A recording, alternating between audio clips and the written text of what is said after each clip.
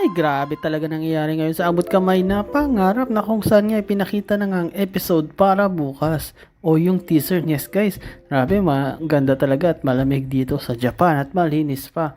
Na kung saan unang-unang pinakita nga dito ay ito nga sila Doc Lindon at ito nga si Lynette na nagagala sila. Actually kasama din si Annalyn na nagagala sila papunta nga dito sa Japan. Actually dito nga sila ngayon sa Nagoya, Japan at ang ginagawa nila is naghihintay na lang sila ng isang araw na lang bago yung convention nila o yung training nila, practice nila doon sa about medical, about doon sa neurosurgeon na kung saan kailangan nilang i-take yun kasi nga malaking help ito sa kanila, malaking tulong kasi magiging better sila, mas magaling silang doktor at advanced kumpara sa iba, lalo na sa Pilipinas. Na dito sa Japan is talagang advance yung mga tao dito, advance yung mga ginagawa, advance lahat sila, no? At kahit dito sa technology, advance sila. Kaya nga itong si Doc Lindon swerte, at kahit itong si Annalyn swerte siya at nakapunta nga sila dito hindi lang para mag-enjoy kundi para nga din dun sa convention na yun na tinatawag. At dito nga habang nagagala sila, itong si Annalyn kasi is medyo napahiwalay kasi hinahabol niya nga yung babae na nakaiwan ng gloves, kaya nga hinahabol niya ito. At sabi naman ni Annalyn dito sa dalawa na saglit lang mahabulin ko lang sila. Ito naman dalawa is naging kampante rin at nagkaroon sila ng moment. At yes guys, ito nga si Lynette, tinanong niya ng tahasan itong si Doc Lindon. Sabi niya, Doc, pwede ba kitang matanong? And then sabi ni Doc Lindon, yes, ano po yun? And then sabi ni Lynette, ito tatapatin na kita. Totoo ba na may gusto ka dito sa anak ko? And yes guys, no, talagang bold statement yun, bold question yung ginawa ni Lynette. Talagang tinanong niya si Lindon kung may gusto ba siya sa anak niya kasi nga napapansin niya ito no, lalo na kapag kausap niya mismo si Annalyn na okay naman pero minsan parang humingiti siya, nagbablush, tapos parang iba yung datingan, iba yung galaw, lalo na kapag nandyan si Annalyn. Then ito namang si Doc Lindon is medyo hindi makasagot, medyo nag-hesitate siya, medyo nagulat nga siya actually sa tanong, no, lalo na kung yung crush mo tapos tanungin ka ng nanay ng crush mo, so hindi mo alam kung paano mo sagutin. Lynette, Doc Lindon, ang area bago magsimula yung convention na kung saan para yun sa mga doktor din. Kita din na ito nga si Doc Carlos, no, na binalalaan niya itong si Moira. Yes guys, kasi nga itong si Moira ay nasa Japan ngayon. Ang pagkakaalam ng mga tanyag o itong si Giselle at si Robert o itong si RJ Tanyag na baka nga itong si Moira is nasa US kasi may mga kamag-anak daw ito doon. Kaya doon nila naisip, nagpa-press con pa nga ito at naging wanted na nga itong si Moira at alam na ng buong Pilipinas na wanted ito. Yes guys, nagbigay pa nga sila ng reward para lang mahuli ito kasi talagang decidido na silang maipakulong to at mabulok sa kulungan kasi nga bad talaga tong si Moira, lalo na sa ginawa doon sa kanyang sa kanilang tatay na si Don Pepe. Nasabi nga mismo ni Giselle sa conference na naiyak na nga ito na hanggang ngayon yung si dad o si daddy o si papa is nandun pa rin sa hospital, kaya kailangan na mahuli to, pugante ito at delikado. Ngunit ito pa lang si Moira is nasa Japan. Yes guys, naitakas nga ito ni natulungan tong makatakas sa pamagitan ni Carlos. At yes guys, ang bilis nga na ito ni Moira, no? Nasa Japan agad mas mabilis pa sa alas 4, no? Pero yun nga guys, sinabihan nga in-update mismo ni Doc Carlos na itong si Moira dyan sa Japan ay nandyan si Annalyn at ito nga si Lynette. And then sabi ni Moira, what? Bakit mo ka pinadala dito kung nandito pala sila? Baka mamaya magkita kami. Then sinabi naman sa telepono ni Carlos na kaya nga mag-ingat ka dyan at samahin ang boses yun kasi nga baka may makarinig sa usapan nila. At sinabi naman ni Moira, sige na, mag-iingat na ako, tatawagan ko na yun si Madam Monchi.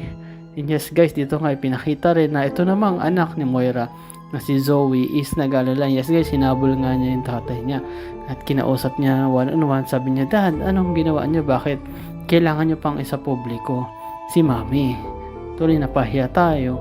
Then sinabi naman mismo ni RJ na hindi kasi wala na kaming alam kung paano namin makukuha, mahuhuli at makulong itong si Moira yung mama mo. Yes guys, talagang criminal kasi itong si Moira. Ayun mismo din yung sinabi ni RJ na wala silang para na naisip ko paano mahuli ito kasi natakasan na nga ito mga polis eh. Sa bahay niya, yung pinuntahan, mabilis nakatakas. Tapos ngayon, nasa ibang bansa. At talagang pinaghahanap to.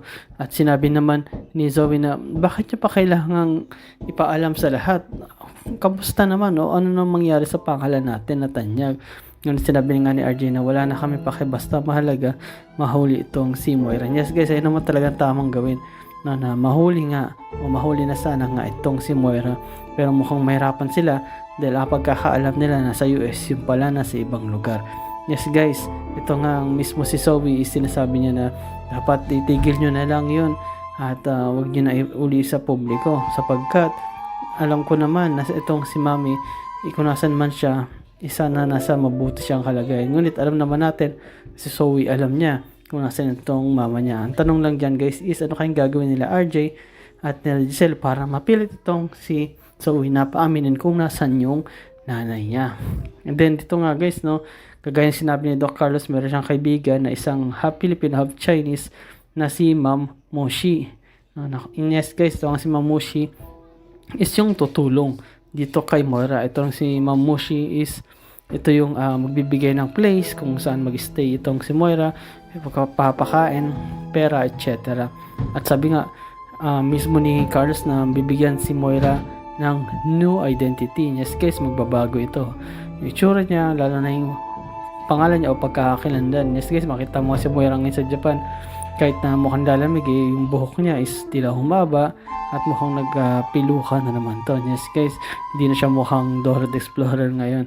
At mukha na siyang pugante na sa itsura niya. Pero yeah guys, habang nakipag-usap nga itong si Moira dito nga sa tauhan ni Ma'am Moshi is ito nga yung hinabol no. Nagulat si Annalyn kasi hinabol niya yung babaeng walang gloves. Yung pala kilala niya pala ito. Yes guys, ito pala ay si Moira. And yes guys, nagulat talaga itong si Annalyn. Tumabi nga actually, nagtago itong si Annalyn kasi baka mapansin siya mismo ni Moira kasi may kausap ito. At anong tauhan nga ni Mamushi, tinanong siya na ikaw ba si Moira? Then sabi ni Moira, yes ako to. At tara, may pupuntahan tayo kung saan doon ka mag-stay at doon mo rin makakausap si Mamushi. Yes guys, nagtago nga ito si Annalyn para hindi siya makita. At nung sumisilip siya, nagulat siya kasi lumingon tong si Moira at nakita ni Annalyn yung mukha mismo ni Moira. And then sabi ni Annalyn, Moira? Hindi, nagulat talaga si Annalyn kasi alam naman niya na pinaghahanap na sa Pilipinas itong si Moira at ang tanging pagkakaalam niya ay nasa US nga ito. Pero laking gulat niya na makikita niya pala sa Japan itong si Moira. Yes guys, kasi napakadelikado na nito ni Moira kasi talagang nalaman na ng lahat ng Pilipino kahit itong si Annalyn at si Lynette at ito nga rin si Doc Lindon na si Moira is mapanganib kaya kailangan siyang mahuli. Pero ito nga, umalis na tong sila Moira at yung tauhan niya at pupunta na ito sa bahay ni Ma'am Moshi para doon sila mag-usap at mag-stay. Bibigyan siya ng lahat-lahat ng kailangan niya para mabuhay siya dito sa Japan. And then, ano kaya ang gagawin no, ni Annalyn dito kay Moira? Susundan ba niya to para mahuli niya o makita niya kung saan to mag-i-stay o naka-stay? O baka naman babalik ito sa kanyang nanay, kay Lindon at kay Lynette para sabihin na yung mga nalaman niya. At ano kaya ang mangyayari dito kay Moira sa Japan? Magtatagal ba siya dito? O baka mahuli din siya kapag nalaman na nasa Japan siya? Ito namang sina RJ at si Giselle, ano kaya ang iba pa nilang balak gawin para mas mapabilis ang paghuli dito kay Moira? Or mahuli pa kaya nila ito? Malalaman kaya nila na nasa Japan ito? O baka inisip nila na nasa US pa rin ito? At ito naman si Don Pepe, kailan kaya ito magigising para once and for all masabi niya na ang buong kwento at kung sino ba talaga yung mga kasabwat ni Moira at sino tumulak sa kanya. Yes guys, salamat sa panonood nyo sa aking channel, sa inyong pag-like, pag-comment at pag-share. At yun lang guys, ingat kayo palagi.